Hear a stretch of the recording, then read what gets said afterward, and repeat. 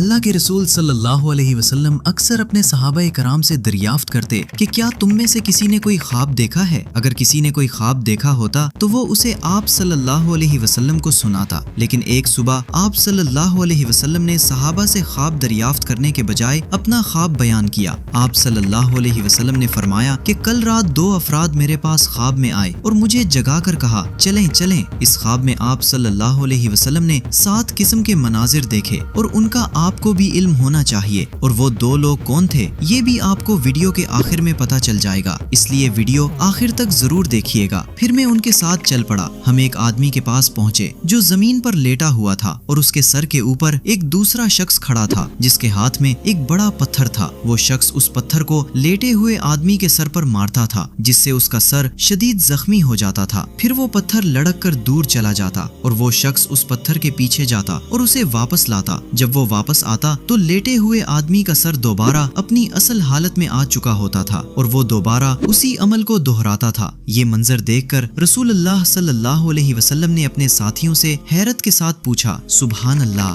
یہ دونوں کون ہیں؟ آپ صلی اللہ علیہ وسلم فرماتے ہیں کہ ان دونوں نے مجھے کوئی جواب نہ دیا اور دوبارہ کہنے لگے چلیں چلیں۔ ہم آگے بڑھے اور ایک اور آدمی کے پاس پہنچے جو اپنی پیٹھ کے بل لیٹا ہوا تھا اور اس کے سر پر ایک دوسرا شخص کھڑا تھا جس کے ہاتھ میں لوہے کا ایک کانٹا تھا۔ وہ آدمی اس کانٹے کو لیٹے ہوئے شخص کے منہ کے ایک طرف داخل کرتا اور اس کے چہرے کے اس حصے کو پھاڑ دیتا، پھر وہ ناک اور آنکھ کو بھی چیرتا چہرے کے اگلے حصے سے لے کر پیچھے تک، پھر وہ دوسری طرف مڑتا اور بالکل وہی عمل دہراتا جو پہلی جانب کیا تھا۔ یہ سارا عمل مسلسل ہوتا رہتا تھا، یعنی ابھی وہ ایک طرف کا کام مکمل بھی نہیں کرتا تھا کہ دوسری طرف کا چہرہ خود بخود ٹھیک ہو جاتا تھا اور وہ دوبارہ اسی عمل میں لگ جاتا تھا۔ یہ منظر دیکھ کر رسول اللہ صلی اللہ علیہ وسلم نے حیرت اور افسوس سے اپنے ساتھیوں سے پوچھا سبحان اللہ، یہ دونوں کون ہیں؟ آپ صلی اللہ علیہ وسلم فرماتے ہیں کہ ان دونوں نے مجھے پھر کوئی جواب نہ دیا اور دوبارہ کہنے لگے چلیں چلیں۔ ہم آگے بڑھے اور ایک تنور جیسی جگہ پر پہنچے جو بالکل روٹی پکانے کی جگہ کی طرح تھی۔ وہاں سے بہت زیادہ شور و غل اور چیخنے کی آوازیں آ رہی تھیں۔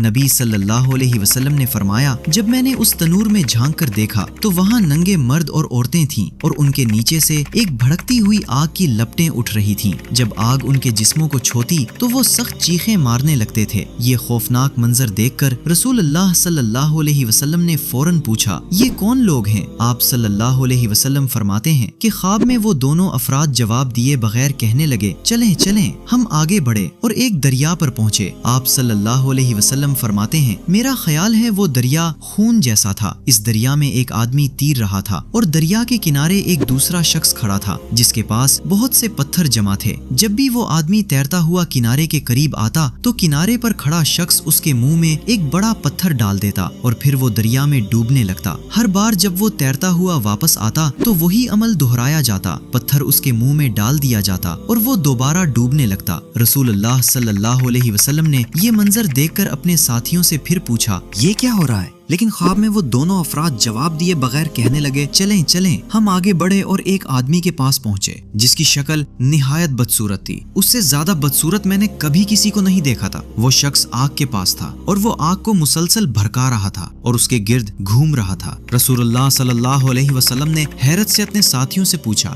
یہ کون ہے؟ مگر انہوں نے کوئی جواب نہ دیا اور بس یہی کہا چلیں چلیں۔ اب اگلا یعنی چھٹا منظر باقی سب سے الگ ہے۔ رسول اللہ صلی اللہ علیہ وسلم فرماتے ہیں کہ ہم آگے بڑھے اور ایک نہایت سرسبز اور شاداب باغ میں پہنچے جس میں ہر طرف ہریالی تھی اور مختلف موسم بہار کے رنگ بکھرے ہوئے تھے۔ یہ منظر نہایت خوبصورت اور دل کو خوش کرنے والا تھا۔ اس باغ کے بیچوں بیچ ایک بہت لمبا آدمی کھڑا تھا، اتنا لمبا کہ اس کا سر دیکھنا مشکل ہو رہا تھا۔ اس کے ارد گرد بے شمار بچے تھے، اتنے زیادہ کہ میں نے کبھی اتنے بچے ایک جگہ جمع نہیں دیکھے تھے۔ میں نے ان 2 لوگوں سے پوچھا یہ کون لوگ ہیں، لیکن انہوں نے پھر کوئی جواب نہ دیا اور کہا چلیں چلیں۔ ہم آگے بڑھے اور ایک نہایت خوبصورت اور عظیم اور شان باغ میں پہنچے جو میں نے کبھی نہیں دیکھا تھا۔ ان 2 لوگوں نے کہا اوپر چلی اور میں اوپر چڑھ گیا۔ پھر نبی صلی اللہ علیہ وسلم نے فرمایا کہ ہم اوپر چڑھتے ہوئے ایک ایسے شہر میں پہنچے جو سونے اور چاندی کی اینٹوں سے بنا ہوا تھا۔ ہم نے شہر کے دروازے کو کھٹکھٹایا اور دربان سے کہا کہ دروازہ کھول دے۔ جب دروازہ کھولا گیا تو ہم شہر کے اندر داخل ہوئے۔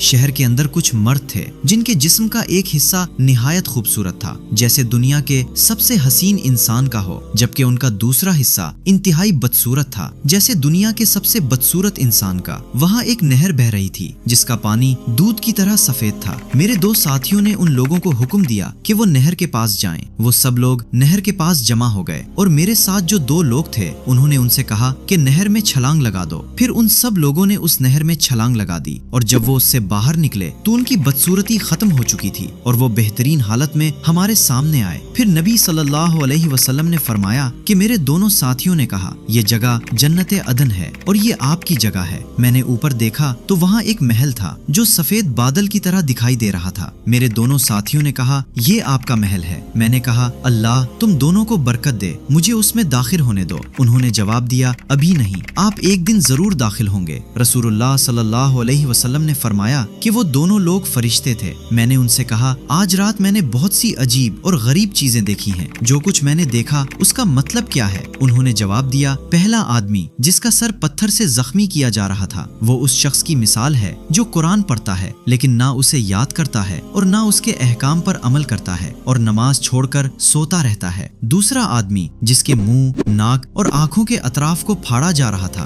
وہ اس شخص کی مثال ہے جو صبح گھر سے نکلتا ہے اور جھوٹ بولنا شروع کرتا ہے اور رات کو سونے تک جھوٹ بولتا رہتا ہے۔ آسان الفاظ میں وہ عذاب جو اس شخص کو ہو رہا تھا اسی وجہ سے تھا۔ ننگے مرد اور عورتیں جو تنور میں تھے وہ زنا کرنے والے مرد اور عورتیں تھے اور وہ عذاب انہیں دیا جا رہا تھا۔ وہ آدمی جو خون کی نہر میں تیر رہا تھا اور جس کے منہ میں پتھر ڈالا جا رہا تھا وہ سود لینے یا دینے والا شخص تھا اور وہ عذاب سود والے شخص کو ہو رہا تھا۔ بدصورت آدمی جو آگ کے گرد گھوم رہا تھا وہ جہنم کا داروغہ یعنی مالک ہے۔ لمبا آدمی جسے تم نے باغ میں دیکھا وہ حضرت ابراہیم علیہ السلام ہے اور وہ بچے جو ان کے ارد گرد تھے وہ بچے تھے جو کم عمری میں یعنی بچپن میں وفات پا جاتے ہیں۔ راوی نے مزید کہا کہ کچھ مسلمانوں نے رسول اللہ صلی اللہ علیہ وسلم سے سوال کیا اے اللہ کے رسول صلی اللہ علیہ وسلم مشرک کے بچوں کا کیا ہوگا؟ نبی صلی اللہ علیہ وسلم نے جواب دیا مشرک کے بچے بھی اللہ کے سپرد ہیں اور وہ لوگ جنہیں تم نے آدھا خوبصورت اور آدھا بدصورت دیکھا وہ لوگ ہیں جنہوں نے نیک اعمال کے ساتھ برے اعمال بھی کیے تھے لیکن اللہ نے انہیں معاف کر دیا۔ آپ نے ویڈیو کو آخر تک دیکھا، یقیناً آپ کے علم میں اضافہ ہوا ہوگا۔ اللہ تعالیٰ سے دعا ہے کہ وہ ہمیں قبر کے عذاب سے محفوظ فرمائے۔ چینل کو سبسکرائب کر لیجئے۔ اللہ نگہبان۔